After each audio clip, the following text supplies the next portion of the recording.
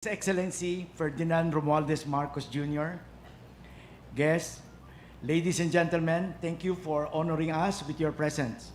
Today, we reinforce our support for Marcos administration in ensuring a food-secured Philippines. Alam niyo mga kababayan, kaya ko itayo itong integrated poultry na ito dahil sa tawag ng mahal nating Pangulo nung siya ay tumatakbo palang presidente. Ito na po ang kanyang mga plano. Sabi niya, hindi tayo dapat manatiling mag-i-import ng baka, baboy, manok, at isda. Ramon, tumulong ka. At 10 ng mga ibang businessman, tawagin natin lahat, magtulong-tulong to produce and make our food security happen. Ito po, mahal na Pangulo, nangyari na po. At nakita mo, na witness mo mismo, in tawag mo, na nagawa na natin to. 12 facilities na ganito po ito all over the Philippines. Number 1 po niyan, nasa Pangasinan, Pasurubio season. Yung pangalawa, nasa Bataan, Locanin. Yung pangatlo po, nasa Sariaya, Quezon. Yung pang-apat po, sa Pasacao, Camsur. Pang-5 po, nasa Iloilo, Liganes. Pang-6 po, Tuburan, Cebu. Pang-7 po, Negros Occidental. Pang-8 po ay Pagadian, Mindanao. Pang-9 po, Zamboanga. Pang-10 po, Davao, Gihing. Pang-11 po ay Cagayan de Oro.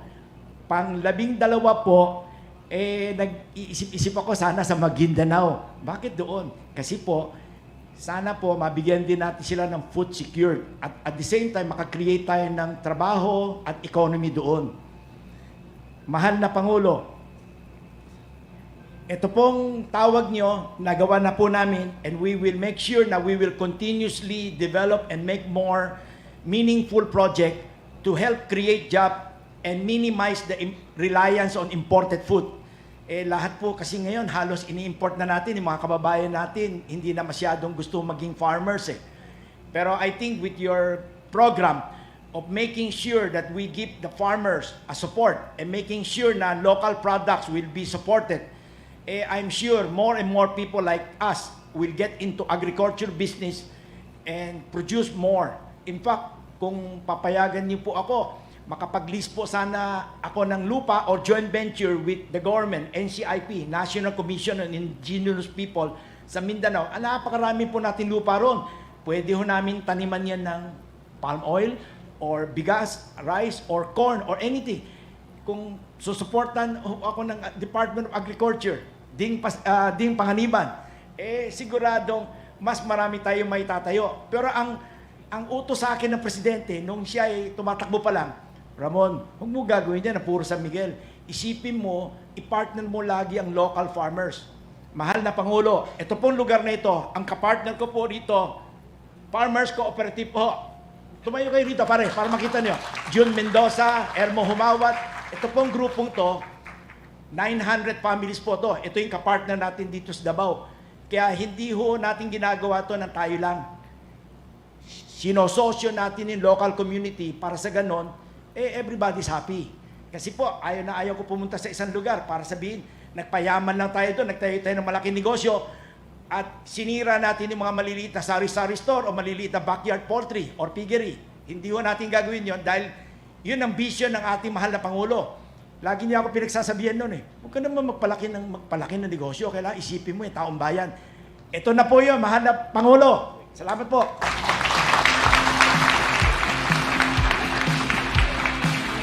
San Miguel Foods is on a mission to help create a future where no Filipino goes hungry and every Filipino thrives. Our state-of-the-art Magnolia Poultry Farm in Hagonoy, Davao stands as a testament to this ambition. It is more than a farm. It is a pledge to our nation. With an initial output of 18 million birds annually, equivalent to 200 million kilos of chicken, we are not only fulfilling a need, we are elevating industry standards. Central to our approach is a vertical integration model designed to ensure that each chicken is of consistent quality, affordable, and packed with nutritional value. While Hagonoy marks the beginning, our goal extends far and wide. We envision 12 such state-of-the-art facilities sprouting across the Philippines. These are just some of the locations where we will lay the foundation of our next megafarms in the coming years. Each farm that we build will be an affirmation of our promise to secure food and secure futures. 80 million chickens a year, each weighing 2.5 kilos. Chickens that will feed our growing population, ensuring every Filipino has access to quality, affordable, and nutritious food.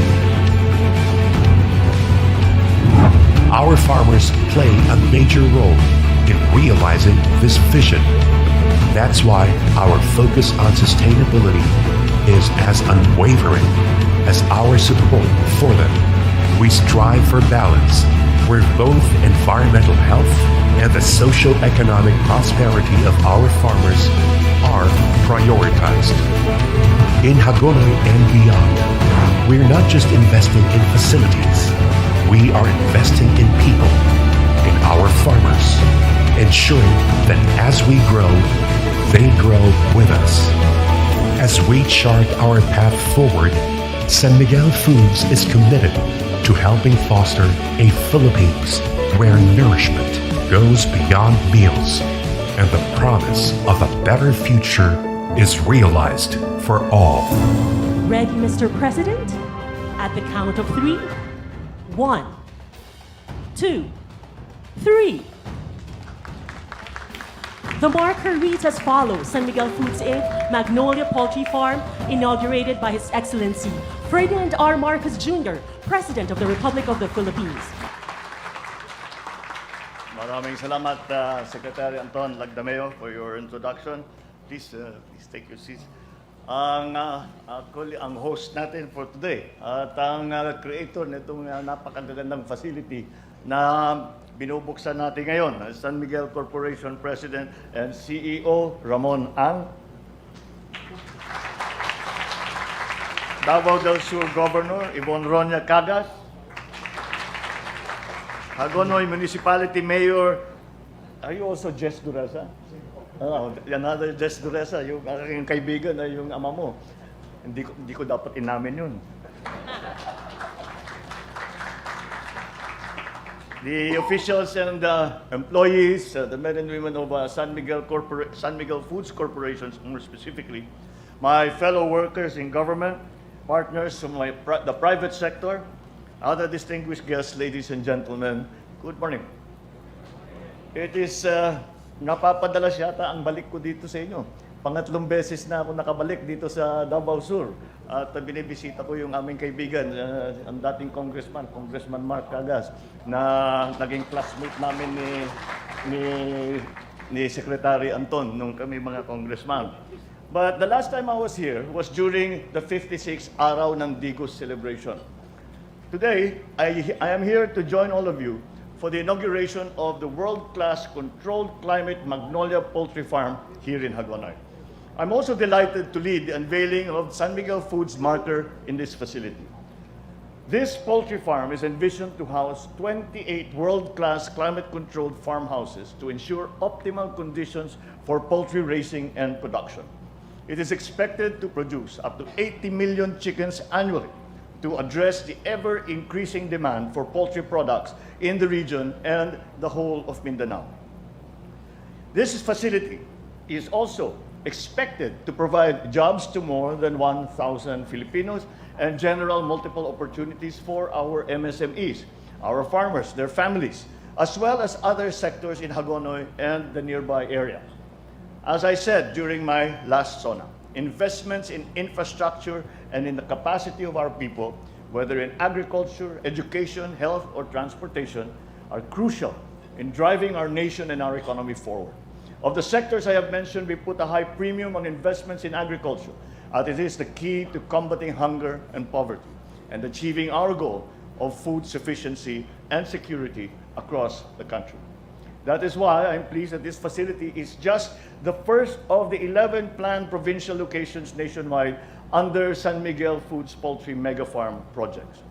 Once realized, this will ensure a more stable, sufficient, and cost-competitive supply of chicken, as well as bolster the food and nutritional needs of our people. And that is the very reason why I came all the way here, just to come here to Hagonoy, to see the facility that San Miguel Foods has put up. Because I came here so that we could highlight to other investors around the country and even internationally that there is a way to do this. We have to also explain to our people. We also have to show them that this is the way forward. This is the way of the future. And it is something that is not, sasabihin natin, masyadong mahirap yan, doon lang sa abroad yan, yung mga malaking lugar. And this goes to show that that's not necessarily the case. We can definitely do anything that they do abroad, anything that we can see that are advantageous to the food supply, we can adopt here and adjust it to the Philippine conditions. But again, that for me is the most important part, is that people realize that this is the way forward. We can no longer depend on the informal production of food in the way that we have depended on for a very, very long time. Because the population density, the geopolitical situation right now, which just became a great deal worse, all of these factors come together, and that is why we have pushed very, very hard to make sure that in the Philippines by itself, we are able to feed our people. And we are showing, this facilities such as this are showing the way how to do it. We must industrialize our agriculture. Of course, we do not prevent the backyard growing and yung pag-aalaga ng baboy, ng manok, at sa bawat bahay. Hindi naman kinukumpetensya yan. Iba ang merkado nito, iba ang market nito. Dahil ang lalabas dito, hindi dadalhin sa palengke dahil naka-process na, dressed na, frozen na. Kaya't yan ang hindi masasagasaan ang mga small producers. At ang napag-usapan namin ni Ramon is that dapat talaga you have to hindi mag-succeed ito kung hindi mo involve ang local community. Nasasabihin ng local community, naglagay sila ng malaking planta rito, meron kaming naramdaman, meron gumandang buhay namin, nagkaroon kami ng trabaho, meron kami ngayong ginagawa, may natutunan kami, gagawin namin ngayon dun sa amin. So this is it. You have to, the engagement with the local community is absolutely important because there is a tendency sometimes, pag pinag-uusapan natin ang food supply and food security, nakakalimutan natin yung mga farmers, yung mga broiler producers, kailangan maganda rin ang kanilang hanap buhay. Hindi sapat na sasabihin natin, we have enough supply, at saka mura, napakamura ng pagkain sa Pilipinas. Walang kita yung farmer, walang kita yung producer. Hindi naman maaari yan. Dahil ginagawa natin ito para magkaroon ng hanap buhay ang ating mga magsasaka. And the schemes that the San Miguel Foods has put into place for you to share eventually also bring in as partners down the road, bring in as partners more of the local community, especially the cooperatives, the farmers associations, bring them all together so that they can partake of the advantages of such a plant economically. For the national government, it is important because this is the way forward. This is the way that we will this is what we will have to do to industrialize our agricultural sector so that we are able to provide sufficient food for our people at a price that they can afford and allowing the producers, the farmers, those who nag-aalaga ng baboy, nag-aalaga ng manok, ay meron din silang pagkikitaan.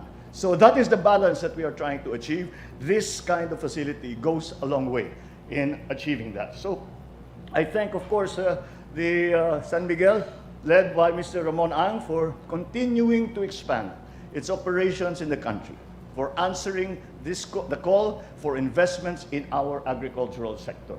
You have become a reliable partner of the government through your investments in food, in beverages, infrastructure, and other sectors, which align perfectly with this administration's socio-economic agenda. Thank you as well for investing here in Mindanao. Speaking of which, nung nakikinig ako sa iyo, nasabi mo gusto mo, iniisip mo maglagay sa Maguindanao, palagay ko, palagay ko magandang maglagay ka, kung hindi Maguindanao, pero Barm Province. Para matulungan natin yung Barm government, para merong hanap buhay doon, para meron silang food supply doon. Para lumakas na yung kanilang ekonomiya, and that will help the stability in the Barm region.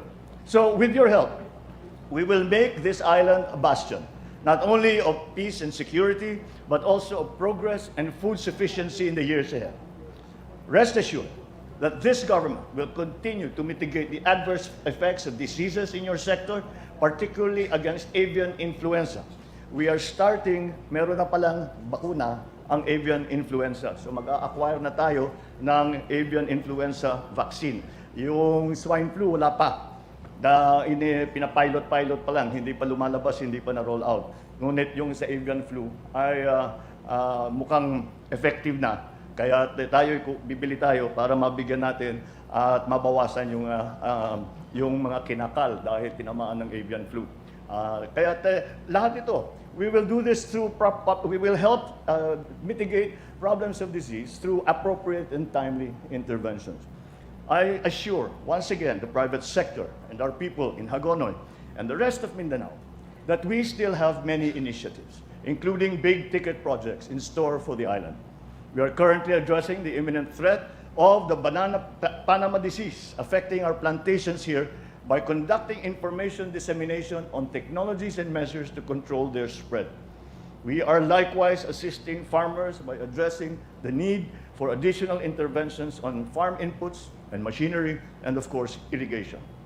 We are also one with the people in the call for the preservation and conservation of nearby Mount Apo, as we vie for its inclusion in the United Nations Educational, Scientific, and Cultural Organization's list of World Heritage Sites. And lastly, but not least, the Mindanao Railway Project. We are working on phase 1 of the Tagum-Davao-Digos segment of this ambitious endeavor to jumpstart interconnectivity in Mindanao. Moving forward, rest assured that the government will continue to pursue infrastructure projects and other endeavors that will sustain the socio-economic growth of the entire island of Mindanao, and with that, the rest of the country. Thank you, and I hope that we will all continue to work together to build a more prosperous and progressive Philippines, a Philippines that Filipinos deserve. Mabuhay kayong lahat. Magandang umaga po sa inyo. Thank you, Mr.